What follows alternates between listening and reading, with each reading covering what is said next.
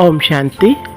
आज 27 अगस्त 2023 की अव्यक्त मुरली रिवाइज 16 नवंबर 1995।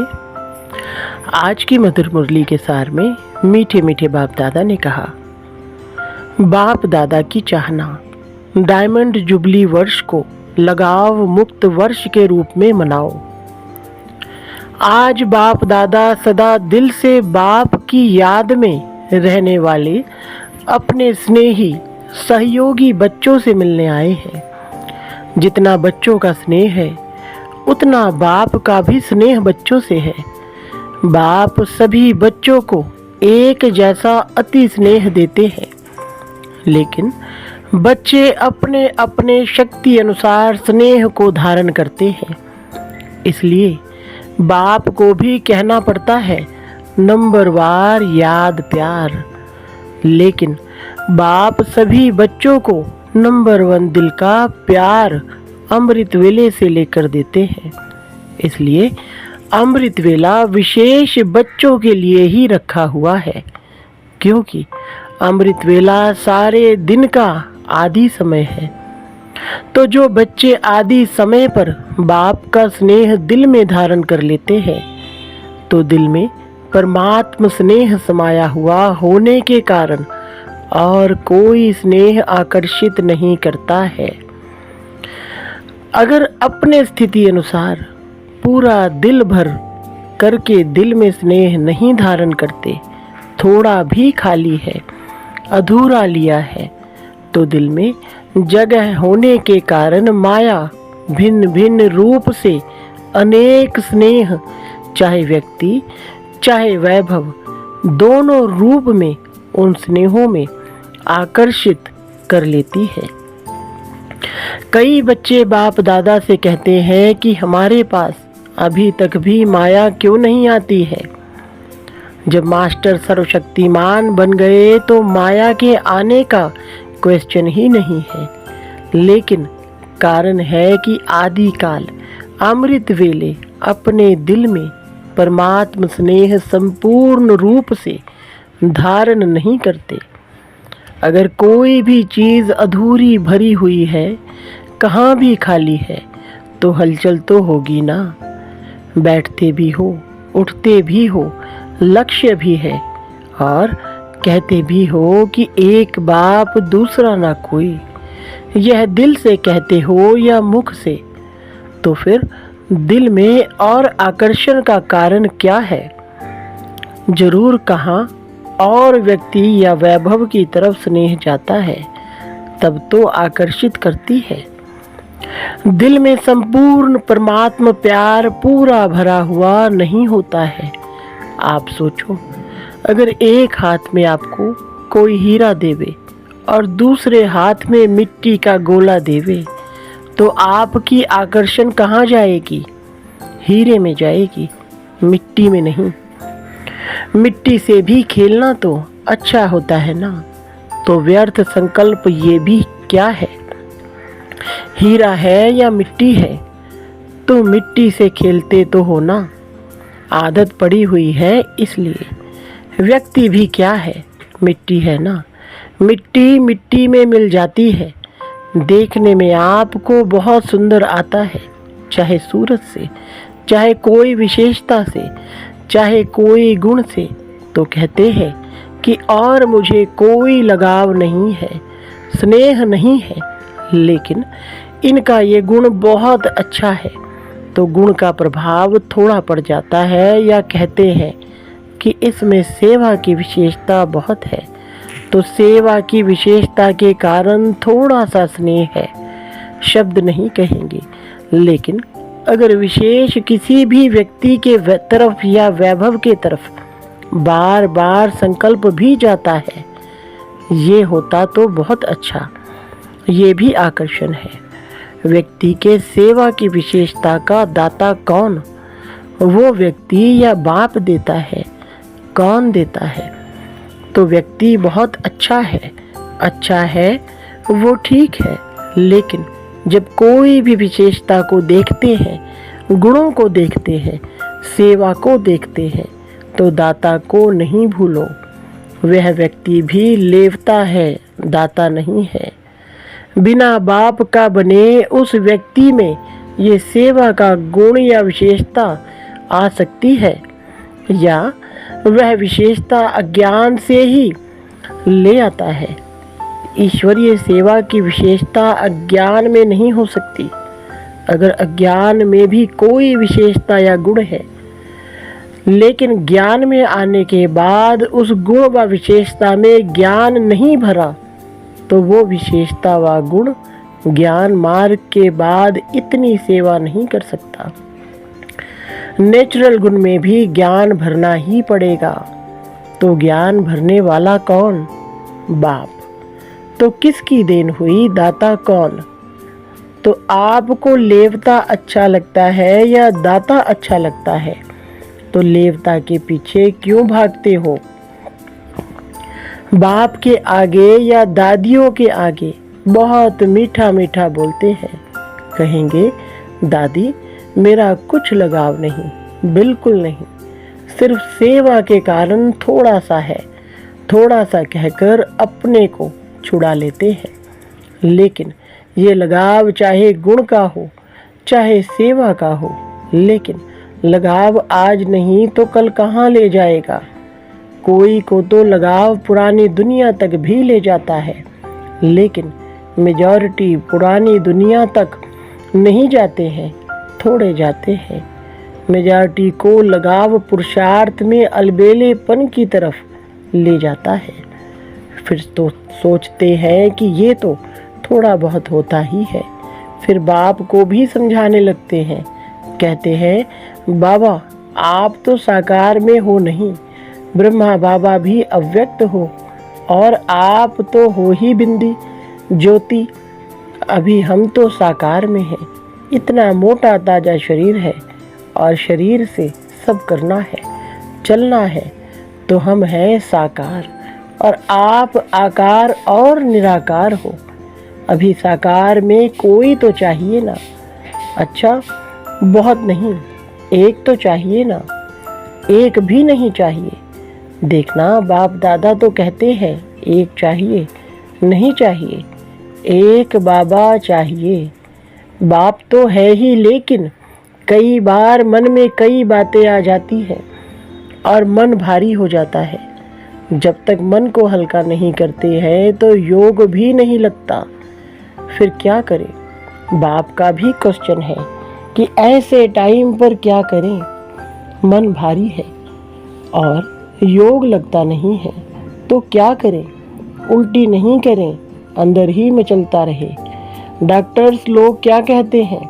अगर पेट भारी हो जाए तो उल्टी करके निकालनी चाहिए या अंदर ही रखनी चाहिए। डॉक्टर्स क्या कहते हैं? उल्टी करनी चाहिए ना। तो डॉक्टर भी कहते हैं उल्टी करनी चाहिए। अच्छा ये तो हुआ तन का डॉक्टर, और आप सभी मन के डॉक्टर हो। तो तन वाले ने अपना जवाब दिया।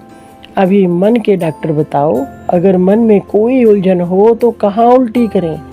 बाबा के सामने उल्टी करेंगे, बाबा के कमरे में जाकर करें, कमरे में उल्टियाँ करके आवे। सोचो बाप के आगे उल्टी करेंगे, नहीं तो कहाँ करें? कोई स्थान तो बताओ ना। बाप दादा तो बच्चों का तरफ लेता है कि उस समय तो कोई चाहिए जरूर, बाबा को सुनाएं। अगर बाप सुनता ही नहीं तो क्या करें? कई बच्चों की कंप्लेंट है ना कि हमने तो बाबा को सुनाया, बाबा ने सुना ही नहीं, जवाब ही नहीं दिया। फिर क्या करें? वास्तव में अगर दिल में परमात्म प्यार, परमात्म शक्तियाँ, परमात्म ज्ञान फुल है, ज़रा भी खाली नहीं है, तो कभी भी किसी भी तरफ लगाव या स्नेह जा नहीं सकता। कई कहते हैं लगाव नहीं है, लेकिन सिर्फ अच्छा लगता है, तो इसको कौन सी लाइन कहेंगे? लगाव नहीं है, अच्छा लगता है, तो ये क्या है? इतनी छुट्टी दे कि अच्छा भले लगे। लगाव नहीं है, उनसे बैठना, उनसे बातें करना, उनसे सेवा कराना, वो अच्छा लगता है तो ये छुट्टी दे। जो समझते हैं थोड़ी थोड़ी देनी चाहिए। अभी संपूर्ण तो बने नहीं हैं, पुरुषार्थ कर रहे हैं, थोड़ी छुट्टी होनी चाहिए। वह हाथ उठाए। अभी हाथ तो उठाएंगे नहीं क्योंकि शर्म आएगी ना। लेकिन अगर आप समझते हो कि थोड़ी सी छुट्टी होनी चाहिए तो दादी को प्राइवेट चिट्ठी लिख कर दे देना। ऐसे नहीं कहना कि दादी 5 मिनट बात करना है, इसमें तो फिर टाइम चाहिए।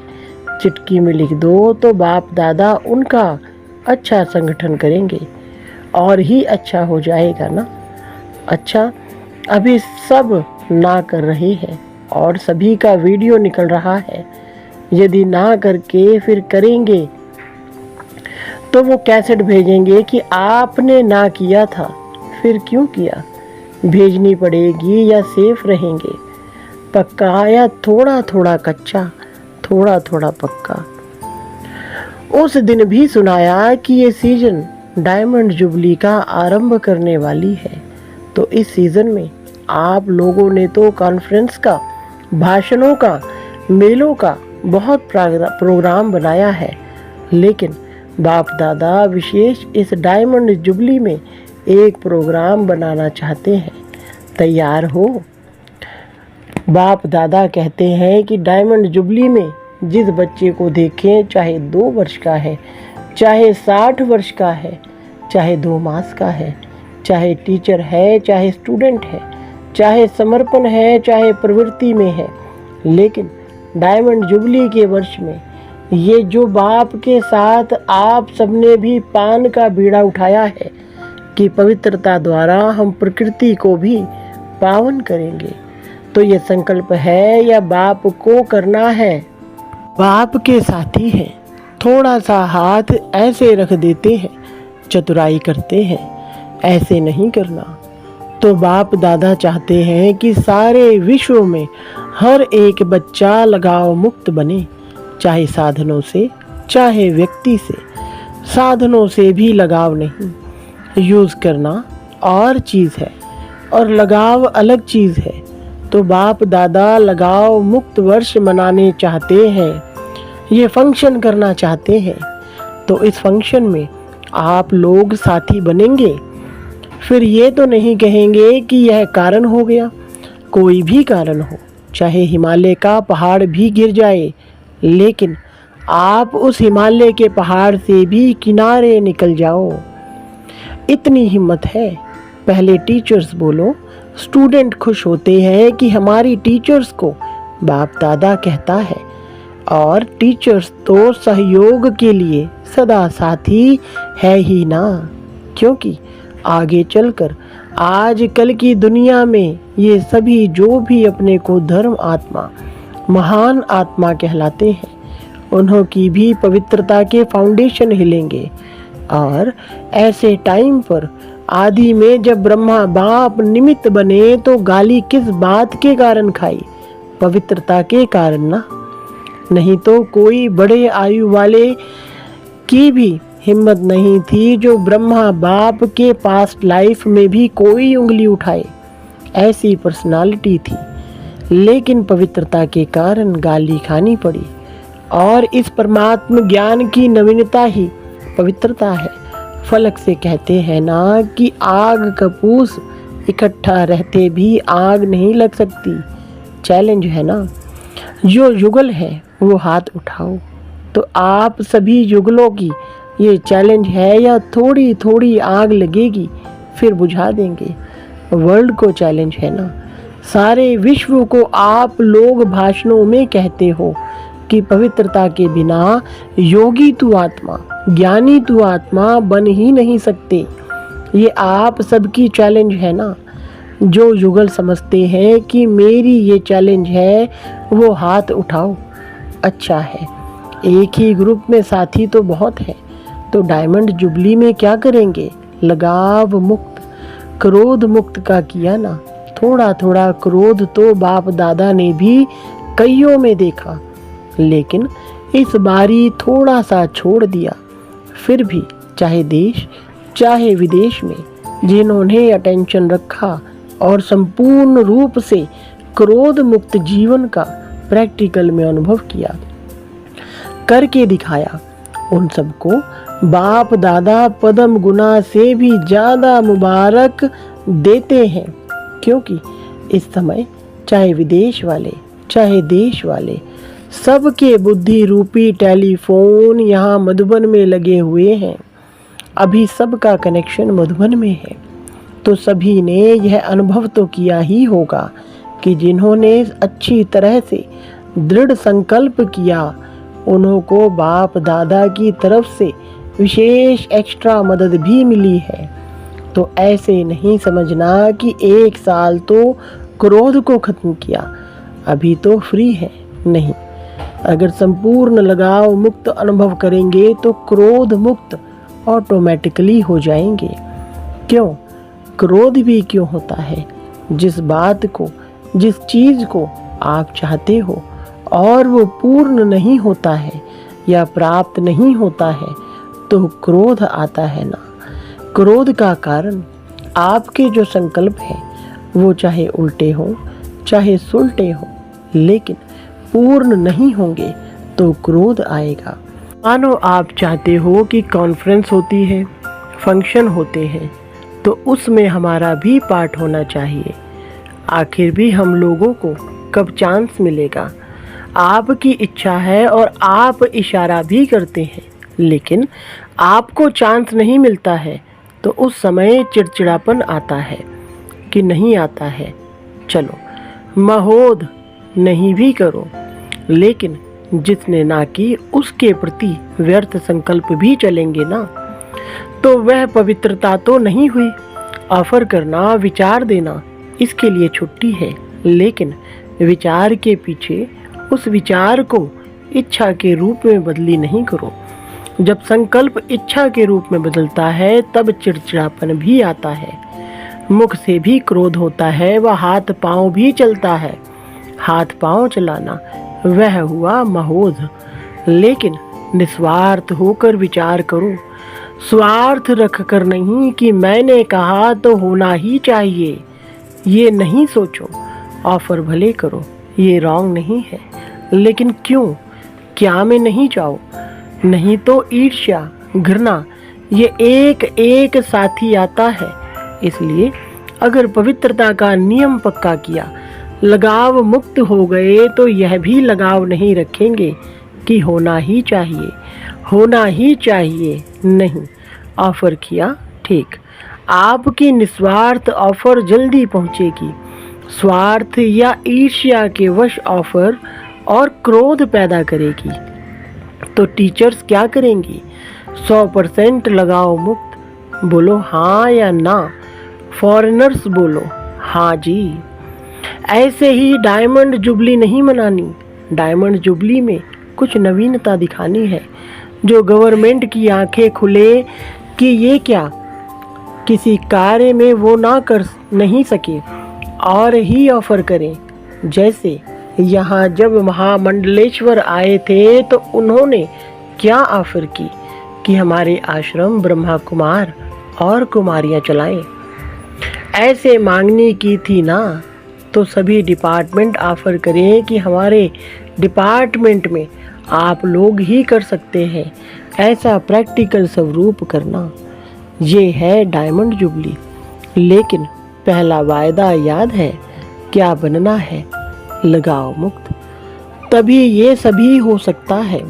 अभी भी बच्चे को मारते रहेंगे तो बच्चा कैसे अच्छा होगा, और आपस में कमजोर होते रहेंगे तो महात्मा कैसे चरणों में आएंगे। जितना जितना पवित्रता के पिलर को पक्का करेंगे, उतना उतना ये पवित्रता का पिलर लाइट हाउस का काम करेगा।